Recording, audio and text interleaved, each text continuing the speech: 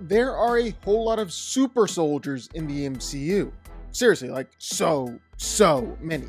Plenty of government experiments to give people superpowers and transform them into living weapons. And that really is the main stipulation to becoming a super soldier. It has to be as a result of a government experiment or for the government, and they have to give them powers in some way. And today, we're going to take a look at all these super soldiers littered throughout the MCU, rank them all from weakest to strongest. So let's get to it. Red Skull is technically the first super soldier. He was before Captain America and is an imperfect version of the serum. Just don't tell him that. He thinks the red face looks good. And honestly, he just never really impressed me. In theory, he could be just as powerful as other soldiers on this list. But what did Red Skull ever really do? Get beat by the weakest version of Captain America, then turned into a floating ghost? Yeah, that's about it.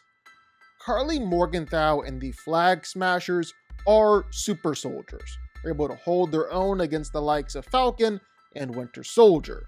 But you can't really say they're the strongest super soldiers out of the bunch. They're not the best fighters, they're not the strongest or the most powerful. When other super soldiers really go all out, well, the Flag Smashers never really stand that much of a chance. The Red Guardian was Russia's answer to Captain America. While there might have been a time when he could actually contend with Steve Rogers, those days are long behind him. But still, he's a super soldier. He's superhuman. While he might have put on some pounds, he's still incredibly strong, incredibly tough, and a very hard man to beat in a fight. Problem is, we've never seen Oleski in his prime. We've never really seen him win many fights. So as much as we all love the Red Guardian, this is about as high on the list as he can go. The forgotten super soldier, Isaiah Bradley, was a part of human testings for the super soldier serum during the 1950s. He was one of the few survivors of the experiments. Becoming a super soldier was assigned by the US military to eliminate the Winter Soldier in South Korea, a mission he ultimately failed. However, the government didn't like the idea of a black super soldier, so they sent Bradley to prison, where he would spend the next 3 decades of his life being experimented on by the government and Hydra, before finally being released. Bradley was actually a pretty good fighter and soldier. He was able to hold his own against Winter Soldier in their fight, even ripping off Bucky's arm. But we ultimately just never got the chance to see much from him, and I think this is about as high as he can go. Shuri was the princess of Wakanda, but after the loss of her mother and her brother, well, she took her place on the throne as the new queen and the new Black Panther.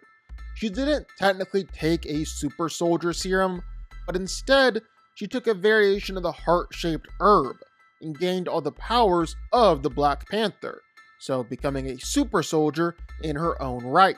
She's got her own Black Panther suit made out of vibranium, and of course, she had to include her signature vibranium gauntlets that can shoot out blasts of sonic energy. John Walker was who the US government chose to replace Steve Rogers as Captain America, but when he murdered someone in broad daylight, well, then Sam Wilson took over the mantle from him. But the government wasn't done with John. They recruited him in secret to serve as US agent.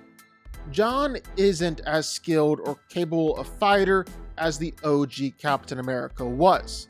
So when he lost one too many fights, well, he decided to amp himself with the super soldier serum.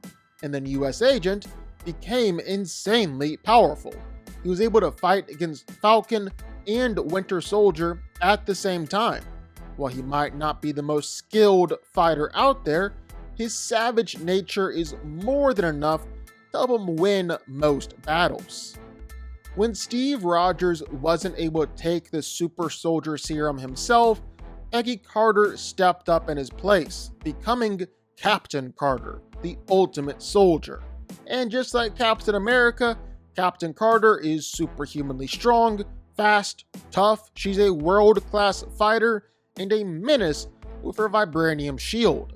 She's gone on tons of different fights and adventures throughout the multiverse, battling against Infinity Ultron, teaming up with the Watcher, wielding the Infinity Stones, even becoming one with a universe.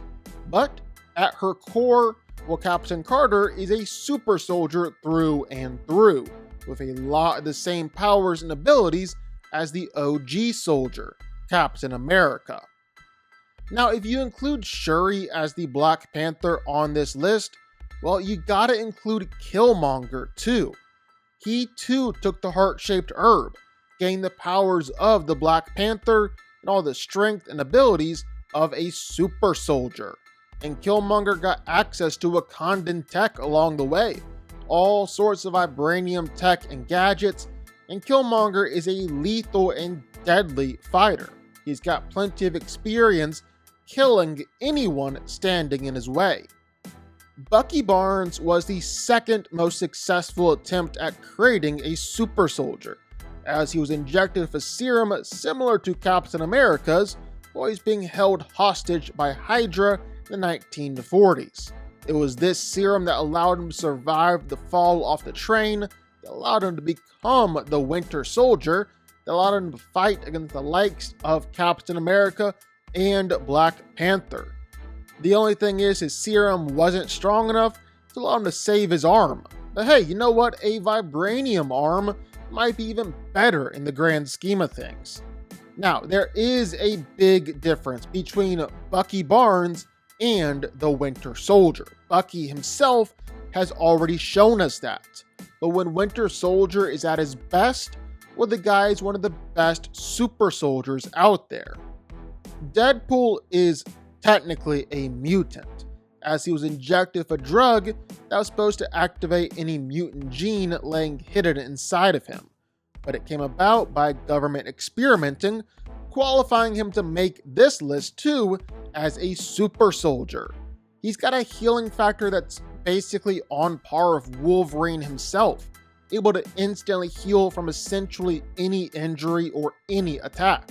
On top of that, well, Deadpool is an elite mercenary, one of the best fighters and killers on the planet. Captain America, the ultimate super soldier. Bet you expected him to be number one on this list, right? Not quite, close, but no cigar. Steve Rogers was the first successful super soldier. A lot of people believe that was a result of Erskine finally perfecting the formula. That's why it was so devastating to the US military when Erskine was killed moments just after Rogers emerges from inside the chamber, in what's arguably the greatest shot of a guy's abs in movie history. However, I think you could also argue that while Erskine did tweak the formula, it was actually the man that made it so successful. Because despite the name, a super soldier doesn't require the perfect soldier, but a good man. And despite what Tony said, there's a whole lot more that's special about Steve than just that formula. T'Challa was the king of Wakanda, and as such, got access to the heart-shaped herb and all the crazy powers that come along with it. And Black Panther is a lot like Captain America and Winter Soldier, a superhuman super fighter. But what sets him apart from the bunch is his access to all the vibranium tech. It makes him dang near indestructible in a fight. It takes a villain like Thanos to knock him out. And if he stores enough energy inside the suit, well, he's able to floor Hulk-level characters. Luke Cage was wrongfully convicted and thrown into prison, where he underwent an experimental super soldier project, given insane superhuman strength, nearly unbreakable skin. Luke Cage is ridiculously strong, one of the strongest street-level heroes in the MCU, and stronger than your typical super soldier. but it's really his durability and his unbreakable skin. Luke can survive almost any attack that comes his way, take bullets and explosions point blank, and all that makes him a very, very hard man to beat in a fight. Logan was always a mutant, but it's the experimenting by the Weapon X project that qualifies him to be included on this super soldier list. And plus, we can all rejoice that Hugh Jackman is back and in the MCU now. Wolverine is easily the most famous X-Man out there, complete with his signature adamantium claws and healing factor. He's incredibly strong and powerful, can survive literally any attack that comes his way, even nuclear bombs. With his adamantium claws, well, you really don't want to get caught in between them. He's a skilled fighter, a lethal killer. He's the best at what he does. What he does isn't pretty. Norman Osborn was the CEO of Oscorp, but after experimenting on himself with an enhancement serum, well, he became the Green Goblin and caused him to go absolutely insane in the process. And since it was under the orders of a government contract, well, I think Green Goblin definitely counts as a super soldier. He's strong enough to straight up rival, nearly overpower Spider-Man. He's tough enough and crazy enough to just laugh off Spider-Man's punches. And Green Goblin's got all sorts of tech and powers too, like pumpkin bombs that can straight up disintegrate people, and a glider to allow him to fly around. While Pietro and Wanda didn't get their powers from a literal super soldier serum, they very much still started out as super soldiers, signing up for their government to experiment on them and then being sent off to war just like Captain America. Except instead of being a super soldier, Quicksilver was exposed to the Tesseract, was transformed into one of the fastest men on the planet. He can move at easily superhuman speeds, just appearing as nothing more than a blur. With speed like that, well, you also know that he's packing quite the punch with each hit that he throws out. Bet you didn't expect to see him on this list. Well, yeah, the Abomination technically took the super soldier serum. Emil Blonsky, with the help of Thunderbolt Ross, was the government solution to match the destruction of the Hulk. Ross explained that the government had been trying to recreate Erskine's serum since the day it was proven a success, and so when Soldier Blonsky was given the opportunity to test one of these variants, he didn't hesitate to sign up. Unfortunately, this variation of the serum, along with blood from Bruce Banner, resulted in the gruesome transformation of Blonsky to what we now know as the Abomination.